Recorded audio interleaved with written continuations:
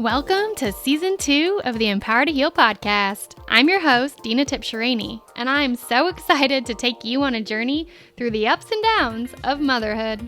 Together, we are going to learn, prepare for, and unearth all things motherhood, because I believe that exposure and awareness can lead to empowerment.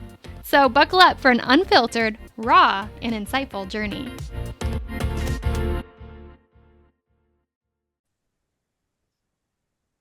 Hello and welcome back to the Empower to Heal podcast. Today we have a special guest, Ursula, who is someone that I just recently met and immediately jived with. I want to tell you a little bit about her and share her bio and then introduce her. So Ursula is not only a certified birth educator, she is also a full spectrum doula and a birth assistant and a doula trainer. So she has all of this experience. I know the first time that I heard the word full spectrum doula, I was like, what in the world is that? So we're going to learn from her today what that entails, because I only thought there was one type of doula. It's not true. So Ursula has been married to her husband, David, for 30 years. She has 2 grown sons, a daughter-in-law, and she's soon to be a grandmother. What an exciting milestone. So Ursula is known for her easy laughter, her radiant energy, and the knowledge of birthing women. And to say she's an inspiration is an understatement. If you guys hear this and absolutely love what you're listening to, pop on over to YouTube, because when you see Ursula and you see her energy and her light, you're going to be hooked, just like I was. Through her years of work, Ursula has developed an intuitive approach to working with her peers, other professionals, and her clients. She's a true believer in honoring your body and the natural process, yet she also respects the medical need for intervention when appropriate. Ursula not only inspires her clients to better understand how their choices affect their well-being, but she takes the mind-body connection to a whole new level with her practice as a birth worker. Now, she's got over 25 years of practice in this field, and she's worked with over 5,000 families and attended over 1,500 births. And it's with this passion that she runs her business called Birth You Desire. Birth You Desire is a collaborative practice in the Phoenix area, but it started in the DC metro area, and it embodies over 300 years of birth work and has serviced over thousands of families locally, nationally, and internationally. Welcome, Ursula. I'm so happy to have you here. Thank you for having me. This is going to be great fun today. It really is. So you are an expert around doulas. Not only are you a doula, but you train and you have a whole workforce of doulas out doing good work. Can you share with us, what is that? What is a doula and what is a full spectrum doula? So when most people hear of a doula, they either think specifically of a birth doula. So that would be somebody who works with somebody once they're pregnant through their entire pregnancy, is present at the birth, and gets them started on their postpartum journey. Or they think of a postpartum doula, which is somebody who comes in after the baby's born and then takes them through that transitional period, which, is basically at least that first year. It could be much longer, as you and your clients are aware. Mm-hmm. The term full spectrum doula is that and more. It's also focusing around loss. So supporting families who are having miscarriages or they're having stillbirths, but it is also assisting and helping families with their fertility choices, getting pregnant, and understanding what their options are for a healthy, viable pregnancy, as well as a pregnancy that may not unfold the way they had originally dreamed. Yes. I know when I first met my first doula, she was actually our yoga instructor in our prenatal yoga class that we were taking. And that was my first introduction to what even is a doula. And from there, every doula that I have met feels like a heart match for me, like somebody who lives life in this really intentional, centered way that embodies connection. And I feel like you truly embody that. I appreciate that. And I think it's really important that when people are looking for doulas or interviewing doulas, they're not just looking at the price point. They're not just looking at the skill set, but they need to really look for that energy match, because you're moving into a very acute state with a lot of emotions and a lot of things happening. And if you don't feel that warm hug, or if you don't feel safe with that individual, then they're not going to help you to have the outcome that you're looking for. Yeah.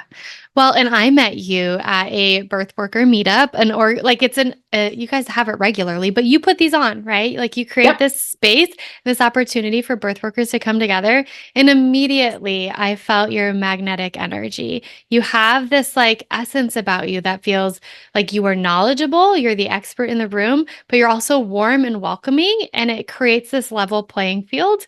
And I think that's really powerful when you're interviewing somebody for like who's going to help you in one of the most vulnerable times of your entire life.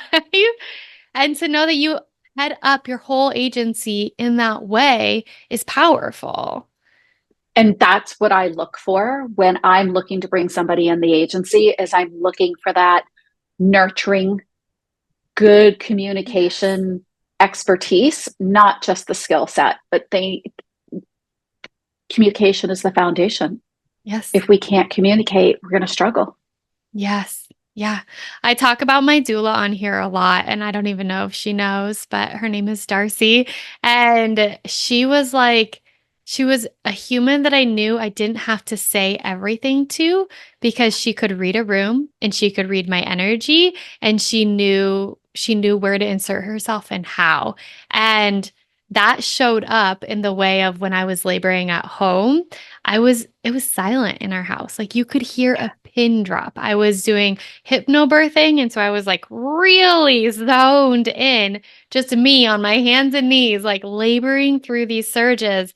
And she knew exactly where to push on my body to relieve pain. She didn't ask 1,000 questions. She wasn't like trying to assess everything out loud. Like she followed her intuition. And you could tell that her training and her ability to connect on that level was out of this world. So, like when doulas get trained, it's more than just you're learning the material, but it's learning how to actually connect. Tell us about how Birth You Desire does that.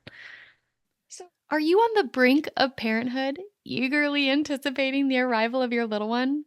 Take a proactive step towards preparing for the whirlwind journey ahead by joining our waitlist for the Empowered First Year Postpartum Prep course.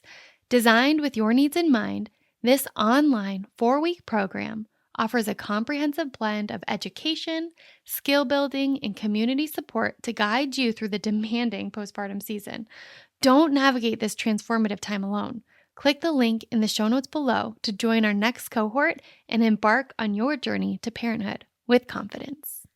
So we do that a couple of different ways. And I think the very first thing to bring forth is that I consider us a concierge service in that we want to take you from the first step all the way to the end where you don't have to go online to Dr. Google and get poor information, or you don't have to shop around for the best possible people to work with. My intention is to bring that to you and reduce your stress load.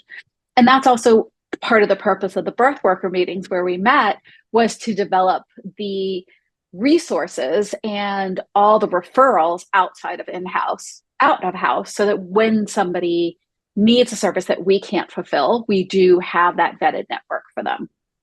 So I think that is the very first thing. And then I think the second thing that really makes us unique outside of, 5,000 clients in 25 years and all of that is our approach. And our approach is that you are in charge of your birth. This is your birth, your body, and your baby. And our ego, our intentions, our expectations have no place at your birth because this is your event. And so we're supposed to take your goals and assume them as if they're our own and then work within that. And Mm. that's reading the room like Darcy did with you, with Mhm. knowing that you needed quiet for your focus and yet having that knowledge of the birthing body. So you know, oh, there's probably pain here. This is how we can alleviate that pain. Or she's requesting something and then stepping into that space. The the learning, the holding space is something that you learn over time, but definitely some people are more attuned Mhm. to that than others. Mhm. Yeah. Yes. I love how you said that. Some are more attuned to it. And I don't think I've met a doula out there who isn't attuned to it. Like they have put so much effort forward to make that a priority in their care. And that to me speaks volumes. Like when I first I was in that yoga class and I learned what a doula was. That was after my gynecologist had essentially referred me out. I felt like she fired me because I wanted a more natural birth. I didn't want to be poked. I didn't want an IV. And she sent me to a midwife group. And through the midwife group, it still felt very medical, but they were willing to honor that I didn't want the IV. And then when I learned about doulas, I was like, oh, like this is the next level of somebody who's going to be there for me. And a word that comes to mind for a doula is also an advocate. Somebody who can speak for you and know your wishes that you have already prepared for with before being in your birthing space or around medical professionals who want that information from you. And they have your permission to advocate and speak and share when you literally like may not be able to. And so that advocacy is such an important part, because just like there's a way to read the room and be in that space, there is a way to advocate depending on who the provider is and who that space is. Yes. So, it can be something as simple as, hey, Nurse Jane, have you noticed that every time she's on her left side, the baby doesn't like that? Maybe we should put her on her right side. What do you think? To, hey, Dena, it looks like you're a little confused with the information the provider gave you. What questions do you have? Do you want me to explain it to you in lay language? And just helping you to find your voice and to be able to say, yes, this is something I want. No, I don't. Or I just need space. Give me space right now. And then I can see what happens, or I can make a decision. Yes. Um, it's a very unique role, and nobody goes into this business to make money. Like, we go into this business to empower other families, to help them to have the best possible outcomes. And yeah, we have childcare and gas, and there's a fee assigned to that, but there's no fee that can be assigned to being on call 24 hours a day, or being up for 24 hours straight, or having to leave your kid at their birthday party to go to a client that you've committed to.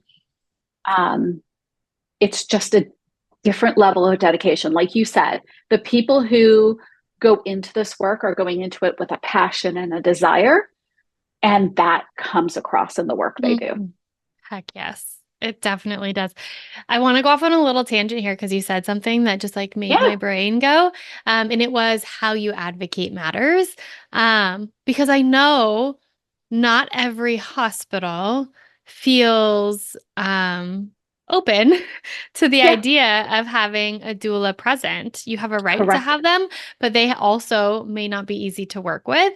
correct. And there's like this dance of, for me, I had to birth at a specific hospital because that's where the practice that I was at. And there's like this dance of maintaining that relationship so that you can have both. You can have your hospital team that's like assigned to you because of where you go to the doctor, and you can have your birth worker present who you feel like you've spent umpteenth amount of like meetings planning and preparing for this experience present as well. And how you advocate matters because sometimes those two don't jive, right? It's They, they true. don't they don't drive, and part of it is,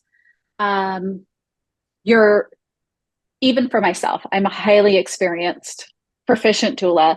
If I go into a labor and delivery room and that provider had a negative experience Mhm. previously, Yeah. I'm only as good as the previous experience, Mm. independent of who I am or my skill set.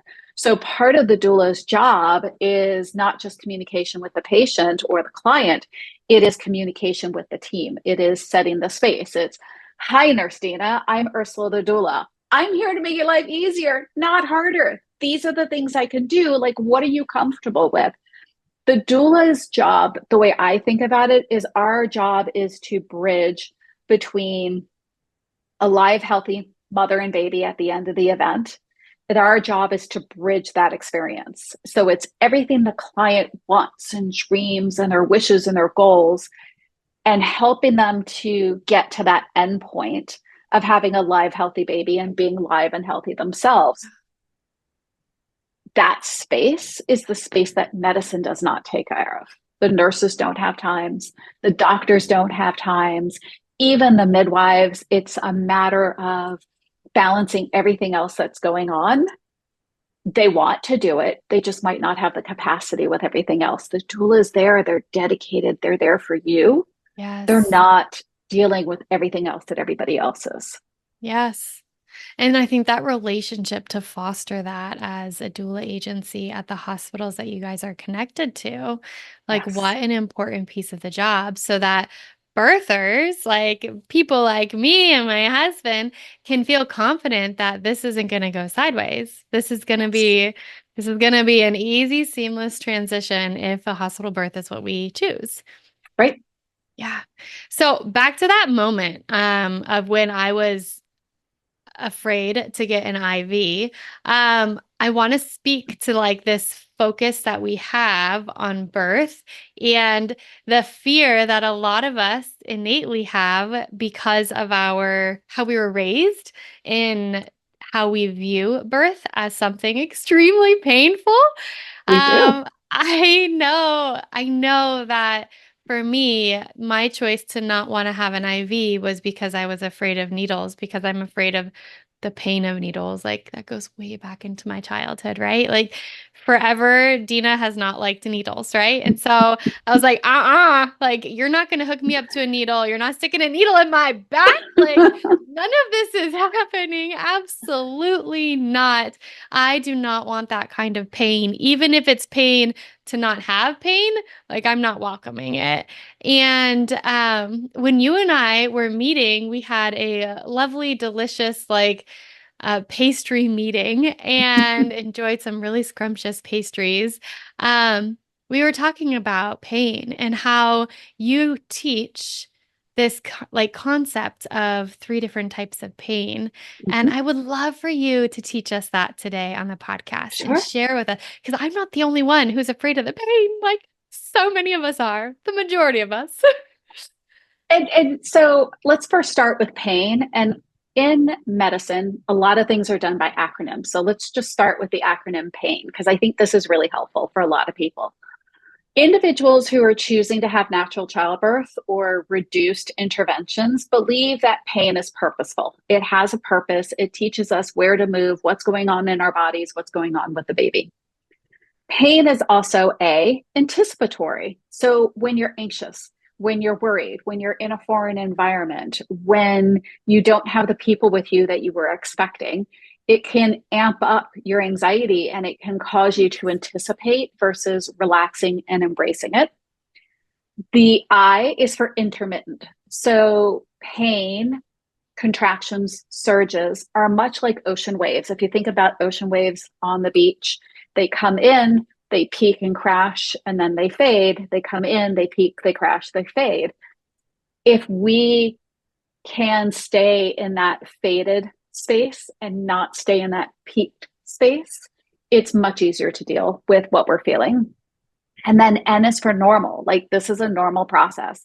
If it wasn't supposed to have this biofeedback in it that we call pain, it wouldn't exist, right? Mm, So if we can think about pain as being purposeful, anticipatory, intermittent, and natural or normal, then it's much easier to embrace it, to think about it, to develop skill sets around it.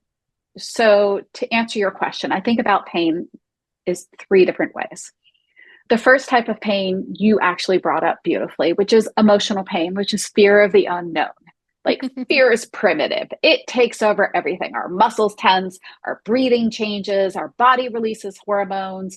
And when that happens, our sensory focus becomes very limiting. You did that in labor, right? You were doing hypnobirthing, you were on hands and knees, and you went into this cave, you went into this space. And when anybody goes into this space, part of what happens is we also lose our ability to think and to verbalize. mm, Our communication actually decreases, our skill set decreases a little bit. And that makes it really important to have somebody around you yes. to give you that buffer. And your partner, your doula, okay? Um, The other thing about like emotional pain is that the desire to survive is hardwired. And it's hardwired, but it's also influenced by everything we see around us. So the stories our mothers tell us, what we see on mass media, TV, the movies, the stories we read. Like nobody goes out there and says, "Oh, I had this beautiful birth. Let me tell you all about it." And if they do, there's much fewer of those stories versus, "Oh, let me tell you how horrible it was. Let me tell you how bad it was, like how much painful it was." And so we hear all these negative pain, pain, pain, scary, foreign. We don't get to hear the, "I could do it. It was embraceable. It was doable. I was able to hold my baby." Instead, we hear everything else and think that just sort of builds in this emotional pain. So before we move on, like I'd like to just point out like reading stories, talking to your friends, watching birth videos on YouTube, Instagram, whatever that might be, developing a team that you trust, taking a class so you and your partner are on the same page, having a doula like Darcy, like myself, to hold that space for you, or even a sister, a brother, a child if you're old enough. But being able to having someone that you feel safe enough that who can turn to you and say to you, "Dena, what are you worried about right now? What are you Mm-hmm. scared about?" And Mm-hmm. then you trust in them enough to bring it forth so that it can leave the space. Mm-hmm. Yes. Yeah. I think a piece of that that really helped me around being able to get to the hypnobirthing mindset is intentionally watching births that were beautiful and Yes. peaceful, like Yes. reprogramming my mindset around birth. Because previous to that, like I had to intentionally search that out because previously, like all the things I see are women like gripping in pain, screaming and cursing and yelling, and people being afraid of them, and like these big outbursts of moments that defined to me the depth of pain that I was about to go into. Yeah.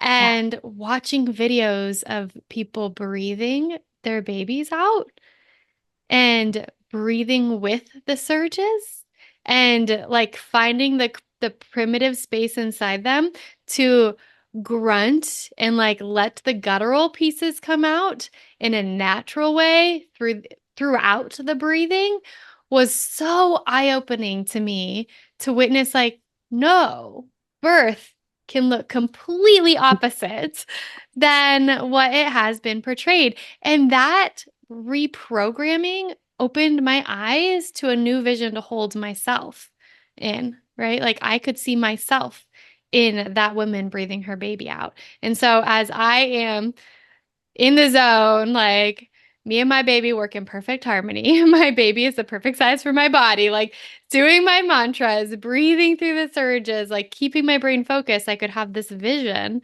of this mom that I watched on YouTube breathe her baby out. And it's like Mhm. a whole new reference point, It which I is. think really shaped for me how I managed through that pain. So you said a lot of beautiful things that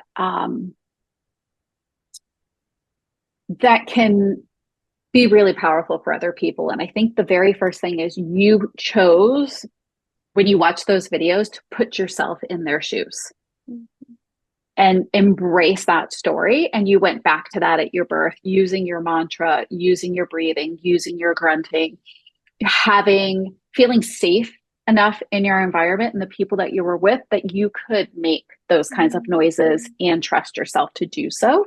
Mhm. Um, Diaphragmic breath, breathing, grunting, making what we call round sounds are all things that help to work with the contractions versus screaming.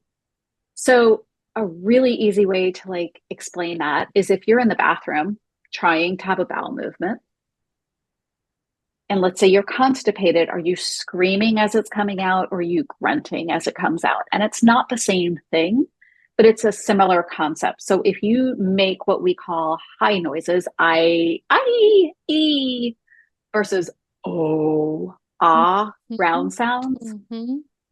your throat and your vagina are connected, and the sounds that you make are replicated in your bottom. So people think it's normal to scream because that's what's on TV, but screaming actually makes it more painful. And Mm-hmm. then that starts a cascade of sensations and fear and anxiety that can just literally roll down the hill and get out of control. Wow. So, again, having that space, having the people around you to give you the freedom to do those things is Yep. very powerful.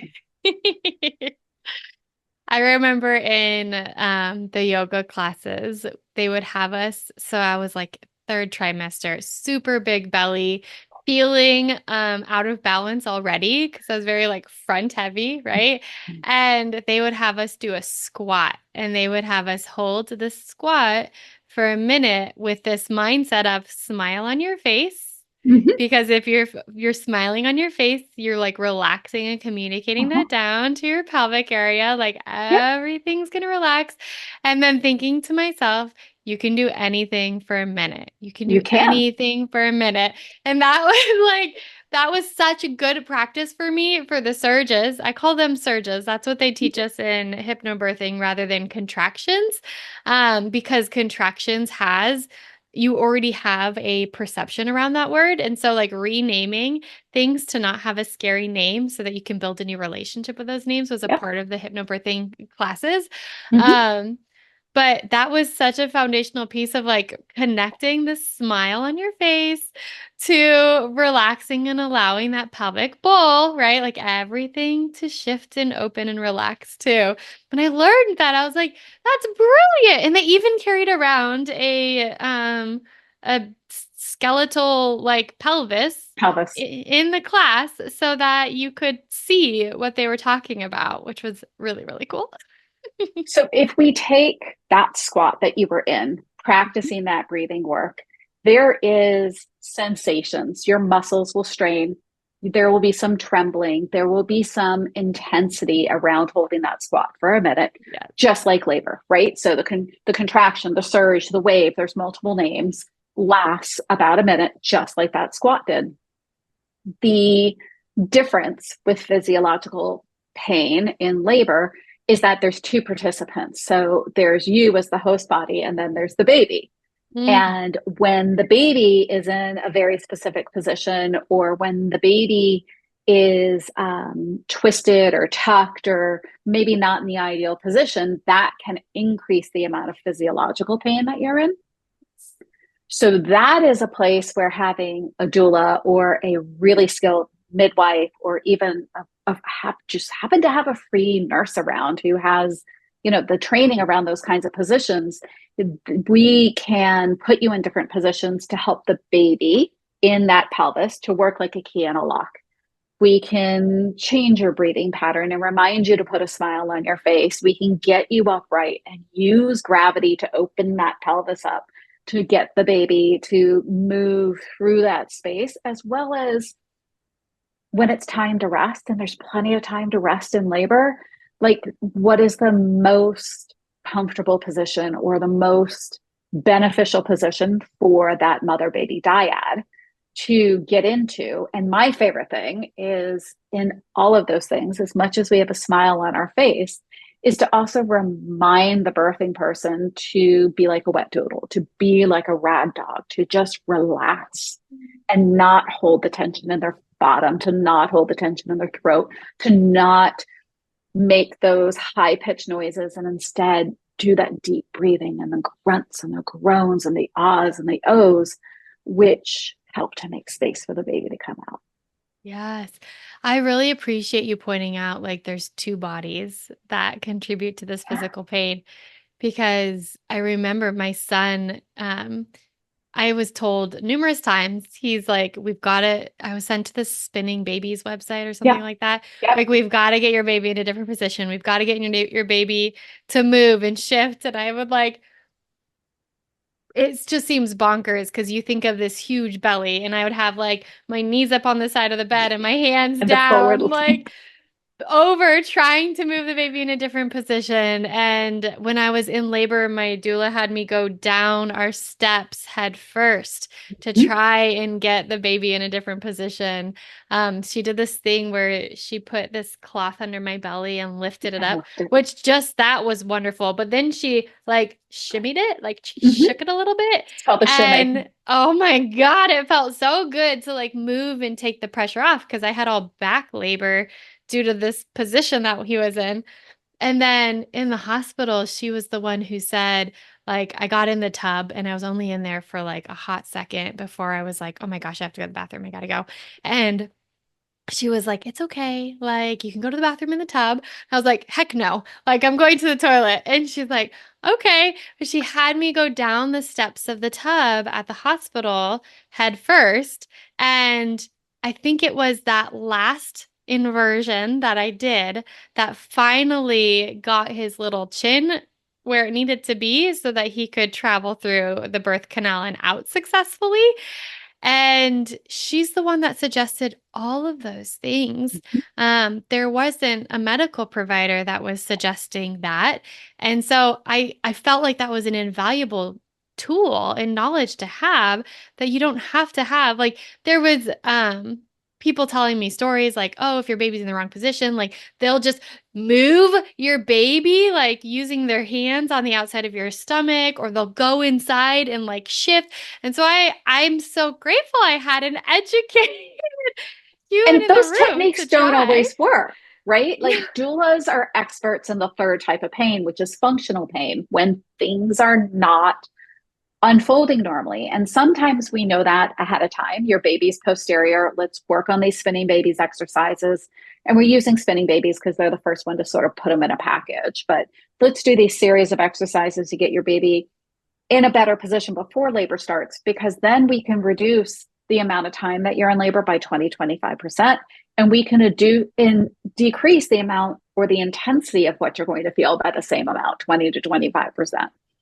So that's postures and positions in pregnancy. That's postures and positions in labor. That's also postures after birth to get your body to open back up and to find its space again. It's also knowing when to refer out again. Like, when would it be appropriate to see an acupuncturist, a chiropractor, a body worker, a physical therapist, again, depending on the client. Using things like the rebozo or a shawl or a scarf to lift that belly, to do that shimmy, to work in tandem to get the baby to move. I think probably one of the best things a doula can do is, besides stay in your room and be that constant support person, is they can remind you that what you're going through is finite. Even though it doesn't feel like it's going to end, it will end at some point in time. It's just a matter of working with the process, surrendering into the process, trusting the process, the provider, your place, your options, your partner, your baby. You got going back to that dyad, like the two of you have to work together. You are a partnership and you have to trust each other as well. Mm-hmm.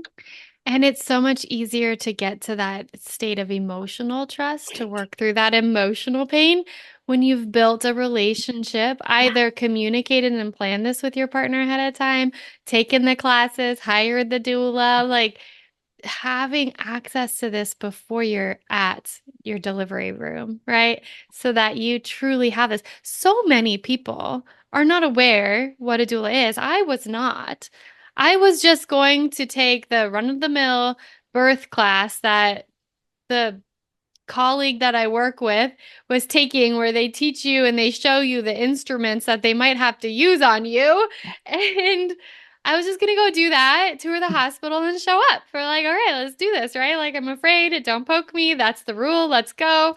And if I hadn't have followed the sparkly breadcrumbs throughout my like life, these are just little interactions, right? Like someone suggesting to go to prenatal yoga, having a doula be the instructor, or like the person who painted our house was like, "Oh, my wife just did hypnobirthing." And I was like, "What's that?" Like all of these little breadcrumbs, listening to this podcast. these Yeah, are ways for you to recognize like we actually have choices here in America of what we can do and how we can proceed. And I want to get to this in a minute. I'd love for you to share how Birth You Desire helps create accessibility to hiring a doula, because I think that's important. But before we get there, I want to be able to continue wrapping up this discussion around the pain, the three different types of pain. And correct me if I'm wrong, but I heard functional pain, physical pain, and emotional pain. correct. And being able to like enter into this experience with a different mindset and prepared around an Mhm. understanding of these types of pains and what we can do to mitigate or mitigate through mindset, mitigate through partnership and advocacy and support Yes, system, and mitigate through like you becoming attuned with your own body and being able to listen and connect with that yes. to support you entering into childbirth without this immense fear that so many of us have. And are told that exists. Yeah. Like that is one thing for your individuals that are listening to this podcast who are like, oh, I'm not going to have another baby. Great, fine. But please make sure that the stories that you're telling, the stories that you're telling your child, the stories that you're telling the woman at Starbucks, the stories that you're telling to the house painter, right? Or in yoga class, make sure those stories are empowering stories and you're not fear mongering and you're not piling onto this very fragile pregnant person who's overwhelmed and hormonal and sleep deprived and scared. Let's lift each other up versus push each other down. Yeah. And so people listening to this might be like, cool, this is wonderful. Rich people can access this. But I wasn't rich when I accessed hiring a doula. I hired a doula that had a sliding fee that Mm-hmm. allowed us to be able to hire her. Um, And I know that throughout America, there's different initiatives to Mm-hmm. support access and care to hiring birth workers or support team or a doula. Yep. Yep. How does Birth You Desire navigate meeting the needs of the community and being available? Motherhood is a beautiful journey, but it can also be overwhelming. Do you often find yourself feeling isolated, struggling to find balance, and yearning for a sense of identity beyond mom? Trust me, you're not alone. Join the Empowered Mamas Club, where you'll discover a supportive community of like minded mothers. Gain valuable skills to navigate those highs and lows of motherhood, reclaim your sense of self, and become the engaged and present mom that you desire so that you can create cherished moments with your little ones. It's time to prioritize your well being and rediscover the joy in motherhood. Click the link in the show notes and join us in the Empowered Mamas Club today. So And accessible. we we have a multifaceted approach. The first thing is that we offer different payment options, including we're set up as a pregnancy care facility, meaning that we can take flex funding, so FSA, HSA accounts, and use your pre-tax dollars for this. We also take credit cards. We have payment plans. We do have a sliding scale for some clients. There's also a whole bunch of new insurances out there, Carrot, other ones that are out there that are helping to cover some of these services and understand the importance of them, including Medicaid and Medicare are now starting to be covered, or at least covering portions. If you're in the military, TRICARE does the same. But we also have something in house, and we have something in house where individuals are welcome to give us a donation towards a kitty that we hold in house for when we get a client who needs pro bono services or needs sliding scale. And we use those funds to make sure that the doula's expenses are covered so that we can then give back to the community. So that's the first way we give back to the community. The other way is one of my things that's near and dear to my heart is I support individuals that are going through miscarriage and loss at pro bono or at very low cost fees, because that's a time and a place where you did not expect to be. And just as it's important to reframe the actual birth, it's also important to reframe those moments so that you can have closure and healing around them. So there's a variety of different things that we do. And if there's somebody on this podcast that's, done having children and loves this idea, like reach out to Dena, reach out to me. We would be happy to include whatever you want to give us towards that kitty because we just depleted that kitty. We just took another pro bono client, and that Oh, kitty at this moment is empty, but it is something that we actively work on.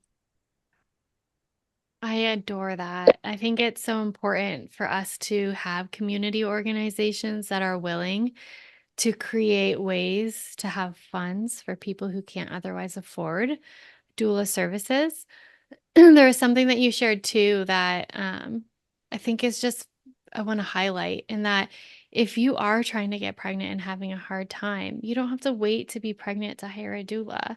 Like the fact that you have education, experience, and ability to support people, parents who are working to build their family is so powerful because the nature of a doula just aligns so well with that, right? Like, oh, it's It's amazing. easy. We offer free discovery calls. So I'll give you 3 minutes of my time to talk about whatever's going on in your life, in your situation, in your fertility journey to help you to understand what your options are. We also do 1 and 2 hour consultations. So you want the knowledge of the doula, but your partner may not want to have an extra person in the room, or they really want to have the mother there and not the doula. So maybe they want to do a quick conversation about skill set and techniques and things to learn. Mm. There's a lot of different ways to gain this knowledge.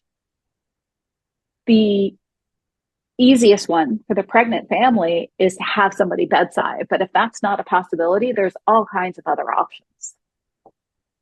Yeah, I never thought about that. Like, Yeah. if you wanted to have someone in the room who doesn't have this education and expertise, like having a call where they can learn some of that, that's pretty Yeah. cool. That's pretty cool. I also think that there's this piece of the puzzle of the support that a doula provides is such an emotional, like a deep emotional connection attached to the education. It's not like signing up for a class and going and taking a class. It's not like reading a book. It's like there's this depth in it that allows you to feel heard and held and seen for all that you've gone through. And then the education that follows is catered and tailored specifically to your own experiences Yeah. so that you can walk away with that depth and how it particularly applies to you in your circumstance. And that is irreplaceable. Like a class isn't going to do that. A book is not going to do that. Nope. That's But beautiful. the next step is that skills that you learn, you can then apply to other parts of your life. You can apply it to your pediatrician conversation. You can apply it to Yes. buying a car. You could apply it to, picking a school, right? It's Yes. that advocacy. It's learning how to ask questions. It's finding your voice. It's recognizing what's important to you and being able to speak that. Yes. You're just reminding me, we have this woman here in the valley who she's called your real estate doula. And she takes like the concept of a doula and like what a doula is in action and applies it to real estate. So she helps you with buying a home with the feel of like a doula. I was like, you're so Awesome. brilliant. Like, Yep. That's oh, great. That's I love great. it. I know.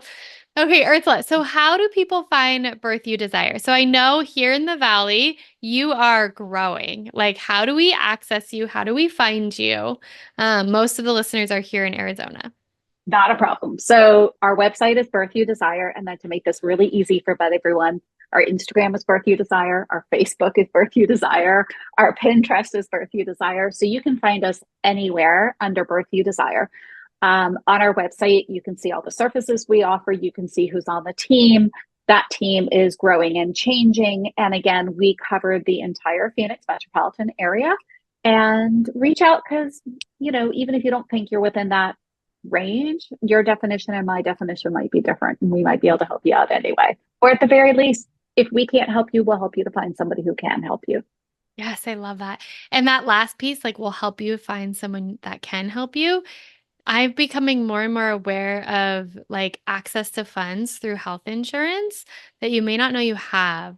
So there's like the Yes. HSA and the FSA, but there's also a lot of businesses that offer certain resources at reduced cost.